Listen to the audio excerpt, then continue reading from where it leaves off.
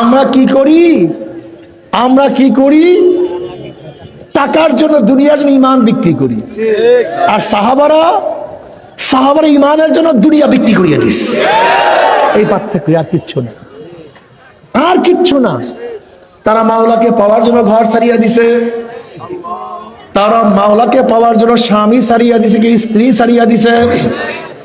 তারা মাওলাকে পাওয়ার জন্য নিজের দেশ ত্যাগ করছে। তারা মাওলাকে পাওয়ার জন্য নিজের জীবনটাকে উৎসর্গ করিয়া ফেলাইছে। আর তুমি আমি দুনিয়া পাওয়ার জন্য নিজের ইমান বিক্রি করি, ইসলাম বিক্রি করি।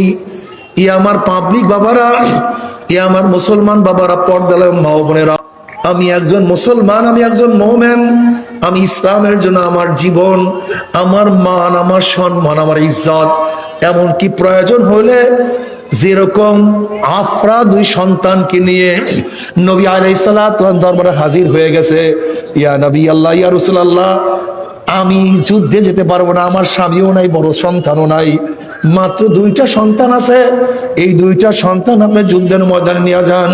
বলে এরা তো যুদ্ধ করতে পারবে না। বলে আমি জানি যুদ্ধ করতে পারবে না, কিন্তু যখন আপনার ঘাত আসবে, যখন আপনার শরীরের উপরে কেউ আঘাত করতে যাবে, ঢাল হিসাবে ব্যবহার করবেন। আমার যুবক বাবারা, আমার মুরব্বী বাবারা, পর্দালে মা বোনেরা, কি নিয়ে রওনা করছো? কোথায় রওনা করছো? কি নিয়ে রওনা করছো? কি নিয়ে রওনা করছো? কোথায় রওনা করছো? হাসিবু ক্বাবলা আন তুহাসাবু, তোমার কাছে হিসাব নেওয়ার আগে তুমি তোমাকে হিসাব নাও। ওরে চক্ষু, তুই কি নেকের দিকে বেশি তাকাইছো না গুনার দিকে? ওরে জবান, তুই কি নেকের কাজ বেশি করছো না গুনার কাজ? ওরে হাত, কত মদের পেয়ালা ধরছো, কত গাঁজার কলকি ধরছো, কত সুদ, কত ঘুষ গ্রহণ করছো? ওরে হাত, কত অবৈধ বা মহিলার গায়ে হাত লাগাইছো? ওরে হাত, কত জুলুম, কত চুরি, কত খুন করছো? ওরে পাও, তুই কি নেকের দিকে বেশি আসছো না গুনার দিকে বেশি আসছো? ওরে গুনাহ যা করছো, তওবা করতে পারছো কি পারো নাই? আবার তওবা যা করছো, আমার মাওলা মাফ করছে কি করে নাই? খবরদার, হিসাব নিকাশ না মিলাইয়া কেউ মাওলার কবরে যাইও না। কবরে চরমনাইয়ের মুরিদ নাও, ইয়া কবরে গেলে কোনো অসুবিধা নাই। অমুক জায়গার মুরিদ নাও, ইয়া কবরে না গেলে কোনো অসুবিধা নাই, কিন্তু মাওলাকে রাজি খুশি না করিয়া কবরে যাইও না। তুমি কেন চিন্তা করো না, ঘরের মালিকের সাথে পরিচয় থাকে, যত রাত্রি ঘরের মধ্যে ঢুকো না কেন, কোনো টেনশন নাই। যেরকম শ্বশুর বাড়িতে রাত 3টার সময় গিয়া নক করো, শ্বশুর বলবে কে? তুমি বলবে আমি আব্বু, আপনার জামাই আসছে। অমনি শ্বশুর বলবে আমার জামাই আসছে, এত রাত্রে কেন আসছে? বাতি জ্বালা, বিছানার ব্যবস্থা কর, খানার ব্যবস্থা কর, খাবারের ব্যবস্থা কর, পানির ব্যবস্থা কর। যেহেতু ঘরের মালিকের সাথে পরিচয় আছে, কোনো টেনশন নাই, কোনো চিন্তা নাই। আর ঘরের মালিকের সাথে পরিচয় না থাকে, গভীর রাত্রে গিয়া নক করো, পরিচয় না দিতে পারলে চোর আসছে, ডাকাত আসছে, ওকে ধর, ওকে মার, ওকে অপমান কর, অবদস্থ। যেহেতু ঘরের মালিকের সাথে পরিচয় নাই, ঠিক কবরের মালিকের সাথে পরিচয় করিয়া যারা কবরে যাইতে পারবা, কবরে যাওয়ার সাথে সাথে কবরের মালিক বলবে ফেরেশতারে, আমার বন্ধু আসছে, আমার ওলি আসছে, আমার দোস্ত আসছে। ওয়াফুশুল ফারাশা মিনাল জান্নাহ ওয়াল বিসু মিনাল জান্নাহ, আমার বন্ধুর গায়ের মধ্যে জান্নাতের পোশাক লাগাইয়া দে, জান্নাতের বিছানা বিছায়া দে, জান্নাতের নাজ নিয়ামত গোটা কবরটাকে ভরিয়া দে, আল্লাহ কবুল করিয়া নাও। যদি কবরের মালিকের সাথে পরিচয় না থাকে, কবরের মালিক বলবে কবরের মাটি আমার দুশমন আসছে, আমার শত্রু আছে, এ কবরের মাটি চাপ দে। অমনি কবরের 2 পাশের মাটি এত দূরে চাপ মারবে, এক পাজরের হাড্ডি আর এক পাজরে লাগাইয়া ফেলাইবে, এ ফেরেশতারা আগুন জ্বালাইয়া দে। অমনি কবরটা হফরাতুম মিন হুফারাইন নার, এ সাপ জড়াইয়া দা। তুমি কি জানো এই সাপ কত বিষাক্ত? নবী আলাইহিস সালাতু ওয়াস সালাম ফরমান, লাউ নাফাকা ফিল আরদি মা আনবাতাত খাদরা, যদি দুনিয়ার কোন প্রান্তের থেকে কবরের সাপ ফুঁক মারতো, সাপের বিষে গাছপালা তরুলতা সব পুরিয়া সরকার হইয়া যাইতো, একটা ঘাস পর্যন্ত জমিনের মাথা উঠাইতে পারতো না। এই কবরের মধ্যে হাজার হাজার হাজার হাজার বছর থাকতে হবে। কিয়ামতের মালিক বলবে, লিমানিল মুলকুল ইয়াউম লিল্লাহি ওয়াহিদিল কাহ্হার। কিয়ামতের মালিকের সাথে পরিচয় করে দিয়ে কিয়ামত উঠতে পারো। কিয়ামতের মালিক তোমাকে আমাকে ডাকিয়া ডাকিয়া আরো সেনেসের জায়গা করিয়া দিবে।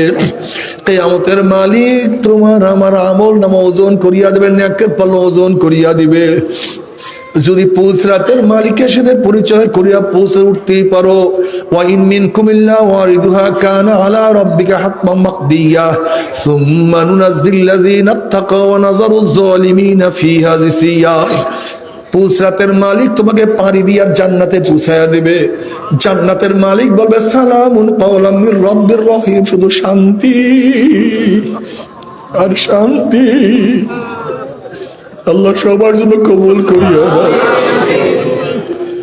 সবার জন্য কবুল করিয়া না। কিন্তু কিয়ামতের মালিকের সাথে পরিচয় না করিয়া কিয়ামতের ময়দানে উঠো, কিয়ামতের মালিক তোমাকে ধাক্কা দিয়া সূর্যের গরমের নিচে ফেলাইয়া দিবে। যদি মিজানের মালিকের সাথে পরিচয় না করিয়া মিজানে উঠো, তোমার গুনার পাল্লা ভারী হইয়া যাবে। যদি পুলসরাতের মালিকের সাথে পরিচয় না করে উঠো, ওয়া নাযারুজ যালিমিনা ফিহা জিসিয়া, অমনি ঘুম করে জাহান্নামে পড়িয়া যাবা। জাহান্নামে পড়ার পরে জাহান্নামীরা 1 বছর 2 বছর 10 বছর 20 বছর নয়, 70 বছর পর্যন্ত আগুনের নিচে যাইতেই থাকবে। ডাইনে আগুন, বামে আগুন, উপরে আগুন, নিচে আগুন। আল্লাহ আমাদের সবাইকে মাফ করিয়া দাও। হালাতা কাদিসুল গাশিয়া উজুহু ইয়াউমাইজিন খাশিয়া আমিলাতুন নাসিবা তাসলা নারান হামিয়া তুসকা মিন আইনিন আনিয়া লাইসা লাহুম তুআমুন ইল্লা মিন দারি লা ইউসমিনু ওয়া লা ইউগনি মিন জু। যখন জাহান্নামীরা পানি পানি করে চিল্লাইতে থাকবে, চলন্ত আগুনের নহরের মধ্য থেকে বালতি ভরি আগুন খাওয়াইয়া দেওয়া হবে। তুমি কি জানো জাহান্নামের ঘর হবে আগুনের, খাট হবে আগুনের, বিছানা হবে আগুনের, পোশাক হবে আগুনের, খাদ্য হবে আগুনের, পানি হবে আগুন। আল্লাহ,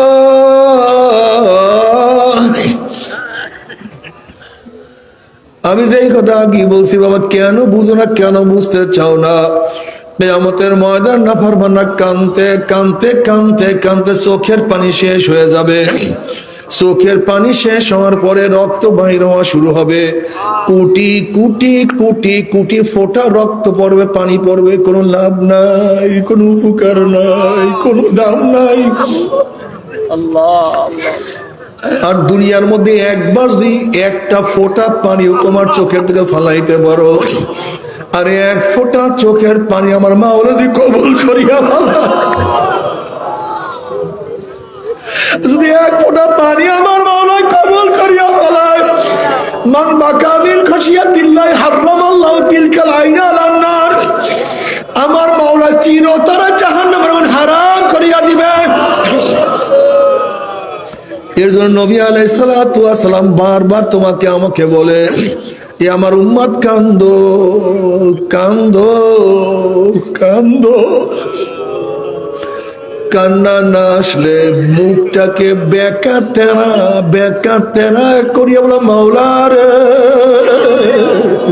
ও আমার মালিক। ওরে নামাজে দাঁড়াইয়া কান্দিও, রুকুতে গিয়া কান্দিও, সিজদায় পড়িয়া কান্দিও, 2 চোখের পানি ফালাইয়া কান্দো আর বলো, মাওলা রে তোমাকে বুঝি পাইলাম না।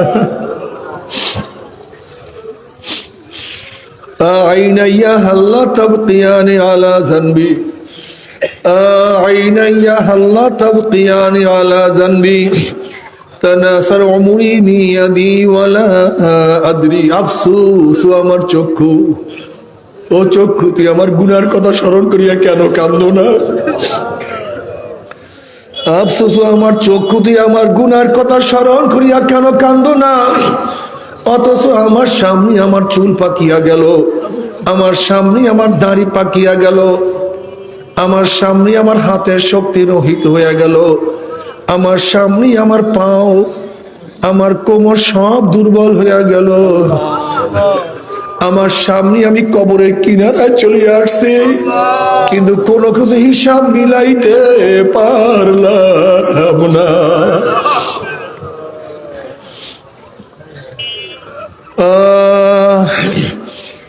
তবে মুমিন মুসলমান বলতে সবাই মনে চায় গুনার থেকে ফিরিয়া নেক আমল করিয়া মাওলার জান্নাতে কিন্তু সবাইরই যাইতে মনে চায়।